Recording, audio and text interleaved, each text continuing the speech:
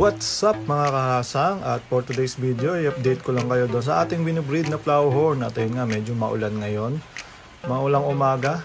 So yun nga, pagsilip ko dito sa ating Flowerhorn na magkasama dyan yung ating male at female, nangitlog na nga yung ating female. Ang problema nga lang, hindi siya nangitlog doon sa dapat niyang pag-itlogan. So nasa sahig nga ngayon yung mga itlog, kaya medyo may problema tayo dyan dahil hindi natin makokontrol yung itlog na yan, dahil dyan na talaga dumikit yan at hihintayin na natin na mag-hatch yan. Ang problema dyan, pag nag-hatch yan at may mga namuti, pwedeng ma-contaminate niya rin yung aquarium at yung mga nabubuhay posible ring mamatay agad. So ngayon, iniisip ko tanggalin na yung female natin para mas makapag-concentrate yung ating male doon sa mga eggs. At yun, hindi ko alam kung nasimilyahan niya yan, no? Kasi ngayon parang nililimlaman ng female, pero yung male natin parang dead ma lang siya doon sa mga itlog natin. So hindi natin alam talaga yung nangyari kasi gabi siya. So yung mga isda naman, no, kahit gabi nakakapag-breed yan kahit madilim. So ayun, no, tanggalin na rin natin tong clay pot dahil hindi naman dito nang itlog yung ating Flowerhorn.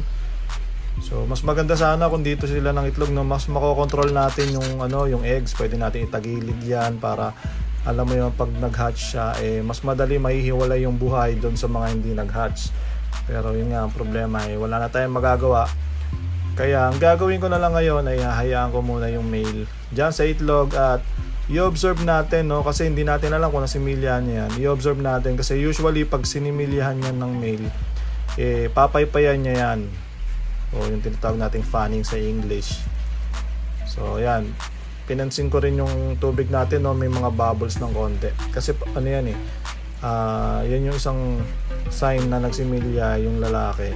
Medyo magbabubble yung yung tubig. So ngayon may nakita akong konting ganon, hindi ko lang alam kung nasimilyahan niya talaga. At yung female natin dito muna yan sa maliit nating slot na 5 gallons.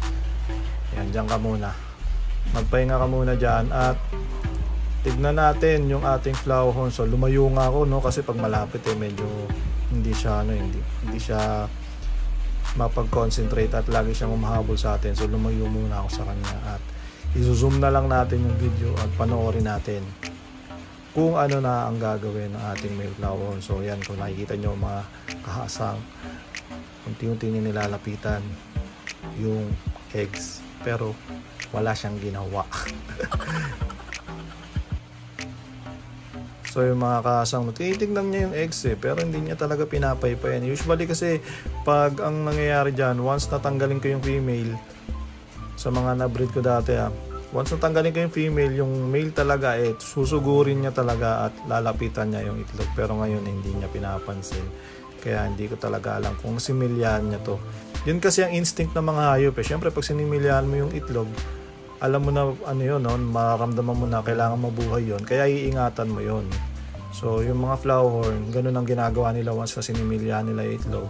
Babantayan nila yon. Pero itong nakikita natin ngayon, parang dinidedma niya yung itlog. So tingin ko dito, no, ang chance na lang nito na similyahan niya to 60-40, siguro 60%, no, dahil possible pa rin naman, no, hindi natin sure pero medyo maliit na yung chance na sinimilyahan niya nga yan kasi nga hindi niya binabantayan yung itlog. So anyways, abangan ko pa rin kung kung mag-hatch yan o hayaan natin ang panahon ang magsabi kung mabubuhay yung itlog. At so yun mga kahasang, no, makalipas ang isang araw, wala pa rin pagbabago doon sa mga eggs natin at wala pa rin pagbabago doon sa ating male na Flowerhorn dahil hindi niya pa rin talaga nililinisan at hindi niya binabantayan yung mga itlog. So medyo naiipunan to ng dumi at ako na lang mismo maglilinis dahil itong ama ng mga itlog na ito ay hindi responsible enough para alagaan sila. So ayan, no, naiipunan siya ng mga dumi. So isasaypo natin yan, tapos iwa-water change ko na rin to. At lalagyan ko rin ng divider, no, para hindi niya napuntahan. Total hindi niya naman hindi niya naman inaalagaan yung mga itlog. Lagyan ko na ng divider, no, kasi malay mo, 'di ba, kung may mag-hatch diyan, baka kainin niya pa. So Pag may nakita akong mag-hatch dyan, isa, dalawa, tatanggalin ko na tong male na to at ililipat ko na. Pero sa ngayon, dyan muna yan dahil nga wala pa rin akong nakaready paglilipatan niya. So lilinisin natin to dahil ang daming debris ng mga pagkain, mga poops. At kung ano-anong dumi dyan, syempre dapat malinis yan para pag nabuhay yan, di ba? So ang gagawin ko ngayon, mano-mano isa-siphon natin yan. At tatry natin higupin yung mga may higop natin dumi, no? Kung sakaling kayo ang gagawa ng ganyan, guys, no? Huwag kayong mangamba kasi yung mga itlog sobrang dikit niyan kung saan ang itlog yung mga flower natin. So hindi siya basta-basta talaga masasiphon, pero wag nyong tatamaan talaga ng siphon kasi pag natamaan yung siphon, kakalas talaga yan doon sa pinagdikitan. Pero yung tatapatan nyo lang ng siphon pero hindi nyo na maididikit, hindi yan talaga hindi yan matatanggal sa pinagdikitan niya. So yan, ang ginagawa ko, ginagalaw-galaw ko lang yung part ng mga eggs at yun, yung mga, kung meron man mga eggs na hindi masyadong dumikit, may higop na talaga yun at kal na natin yun. So yan, lilinisan na natin mano-mano. Dapat kasi yung male flower nang gumagawa nito kaso ang problema, wala siyang pakialam doon sa mga itlog na. So yan, water change na rin natin, lagyan natin ng bagong tubig. Mas maganda nga sana kung kung talagang nandun siya sa clay pot, pwede nating ilipat sa malinis na aquarium para hindi na natin talaga kailangan pang linisan at ililipat na natin yung itlog doon sa bagong aquarium. Pero ngayon nga wala tayong magagawa. So ayan, linisan na lang natin yan. Ang mahirap lang talaga dito if ever mag-hatch yan, talagang ang hirap linisin at ang hirap ihiwalay ng mga gagalaw doon sa mga hindi gagalaw. At ayun nga, tinitingnan ko maigi itong ating mga eggs. Hindi ko rin masyadong masipat kasi nasa salamin nga siya, so may reflection at hindi ko masyadong makita kung may magba-black spot ba dyan. Dito tignan natin sa ibabaw kung meron tayong makikitang kakaiba. At ano sa tingin nyo, guys? Parang feeling ko lang, no, parang may part na may mga itim na black dots na dun sa mga itlog. Tingin ko lang, guys, no, ewan ko kung nakikita nyo yung nakikita ko, pero nakikita ko na merong part na may dark, ayun, sa kalahati dito sa bandang kaliwang part, di ba? Parang may mga dots na hindi ko lang din sure, parang may nakikita akong mga black dots. So yun kasi yung talagang sign na nasimilyahan yun, dahil yung black dots na yun magiging fry yun at sila yung mga gagalaw talaga. So hindi pa rin 100% yan, ang tingin ko dyan 60-40 pa rin.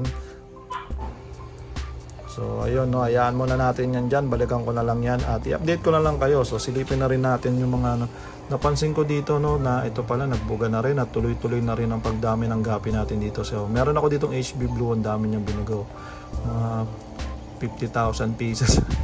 Hindi, hindi 50 siguro, mga 30 pieces to na fry yan.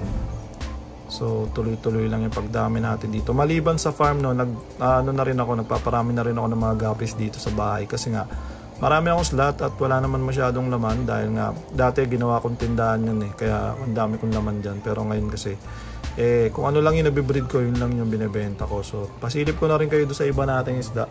Ito napansin ko kanina, liliit pa nito mga natin, high fin, red wagtail, platy. So nagsusundot-sundot na yan dyan, nagbibreed na rin. Yung mga ganito kaliliit pala, nagbibreed na yan yung male natin. Diba ang haba ng fin niya, high fin kasi ito So dito yung pinaka niya, yung pinaka breeder niya, tsaka yung mga unang batch. Marami pa ako nito sa farm, guys. Yan, ikakal natin yan, no, kasi yung iba hindi high fin pero marami pa naman lumalabas na high fin. Ayun yung pinaka nanay tsaka tatay niya, ang ganda, diba? So ayun, update ko na lang kayo kung sakali magre-release ako niyan kasi marami nagtatanong sa akin hindi pa ako nagre-release. So hanggang dito na lang muna. Peace out.